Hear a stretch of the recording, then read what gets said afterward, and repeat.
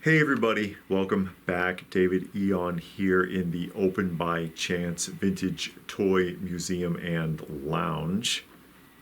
Just wanted to have a quick discussion. Actually, it's kind of a gripe session. I'm up on my soapbox right now because I'm pissed off about something.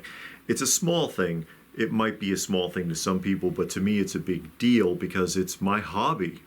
It's what I do, it's what we do, it's what my wife and I do here in the toy museum. We collect vintage toys, comic books, vintage magazines, all sorts of things, vinyl records. You all know, if you've been watching long enough, you know. Now, I just recently made a purchase on eBay, and I'm gonna tell you, I've got a few videos complaining about eBay because I'm getting more and more sick and tired of dealing with them and the irresponsibility of a lot of the sellers. I get it. A lot of people who are sellers and resellers, they don't really collect anything. They collect money. They don't care about those products. But for some reason, it just doesn't occur to them. Other people do care, which is why they buy them from you in the first place. And they get this attitude about it. They're irresponsible with the way that they handle things, and then they're going to blow it off and act like it's not a big deal, or they're going to blame you in some way. Now, I just recently made a purchase, a line I'm trying to get into, and it's a vintage Hallmark item, okay? And you probably have never seen these before. I'm gonna show you, all right? Simple little thing.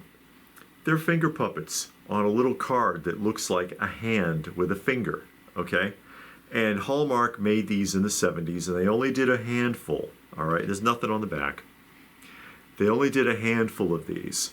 They did a couple of rabbits, a couple of chicks. They did Raggedy Ann and Andy. It's a really simple, small line. They're not terribly valuable. You'll be hard-pressed to find these in any kind of condition, but they're not expensive at all. And I was like, yeah, I'll get into that, okay? Here's the thing. I found this pair. I bought them off eBay, and the seller shipped them in a padded envelope. To skimp on shipping, I guess, because the amount they charged me for the postage, more than it would have cost to ship these in this envelope. Let's just be realistic about it. I know they paid less.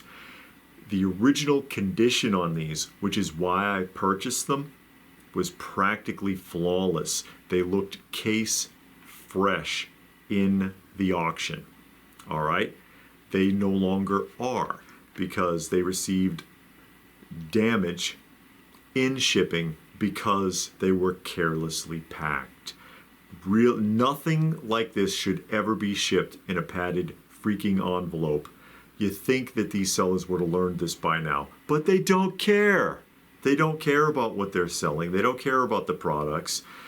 And that becomes evident when you confront them with it, because I opened it up. I'm like, oh, fingers crossed, hopefully everything's okay.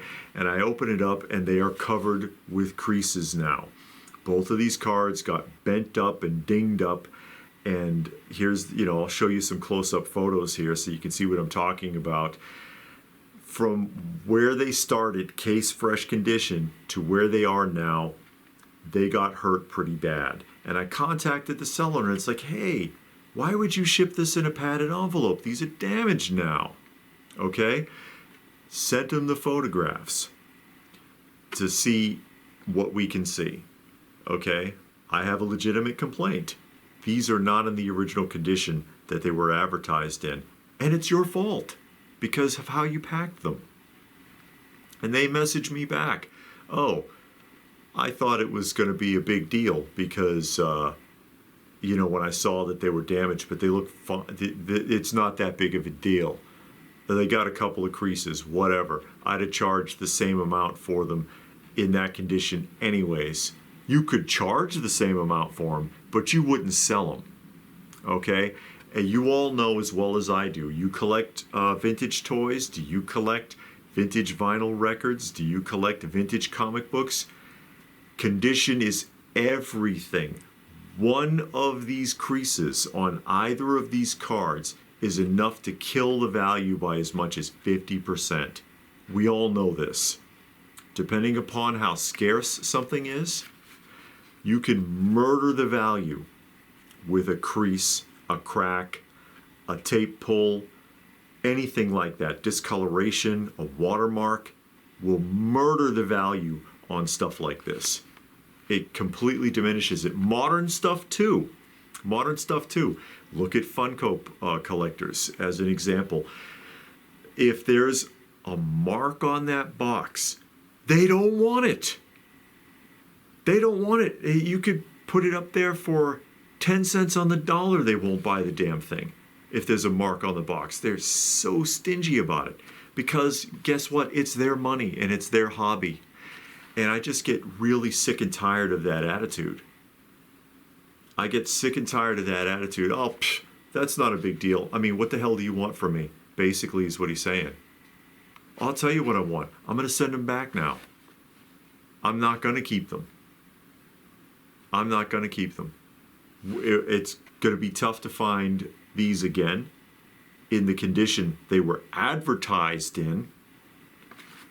But why keep them now?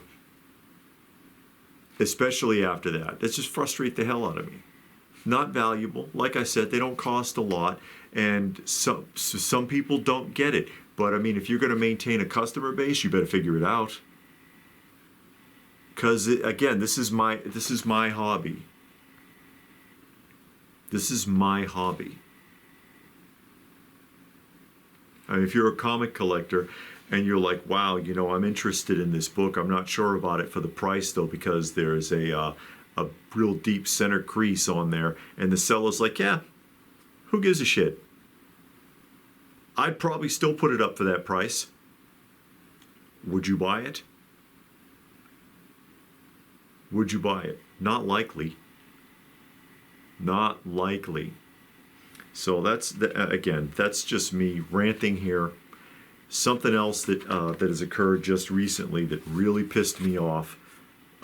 Again, these were flawless. They were flawless, and now they're not ruined, but their condition is compromised.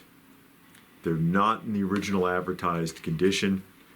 They were carelessly packaged, and the seller doesn't care. Doesn't care. What are you complaining about? I'd have charged the same amount for them anyways. What's the big deal? It's a big deal to your customer. Big deal enough that, I mean, I might have even considered trying to negotiate with him if he had been more polite about it. Wow, you know, I didn't realize. I wasn't thinking about it. I thought they'd be okay. Sorry about that. What can we do? Maybe I would have compromised. But the way he came off, I'm like, you know what? Suck it. You can take him back. You can take him back. And again, I hate being that way because the hobbies for us, my wife and I, and for many of you, it's a sanctuary. It's a sanctuary. And we enjoy it and we indulge in it. And it gives us peace of mind, brings us a little joy. But the attitude compromised it for me. The whole attitude from the lazy packaging to skimp on the shipping, all the way down to the attitude and the messaging, compromised that for me. I can find them again.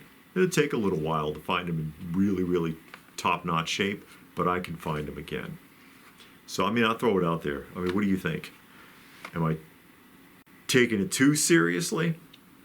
How would you feel about it? Have you been seeing a lot of this recently? You've been seeing from me on some of these unpackagings I've been doing recently over the last few years, getting worse and worse and worse with unboxing, where there are things that I'm opening up the packages and I'm like, oh my God, I can't believe this was packed like this. You got to be shitting me. What are these guys thinking? It's a miracle it made it to me at all. Let me know what your thoughts are in the comments section down below. Please do give the video a thumbs up if you get where I'm coming from. Share it if you can. Subscribe if you're new. All of that good stuff. And if that is it, then what more can I say but thanks for watching, and I will see you again soon.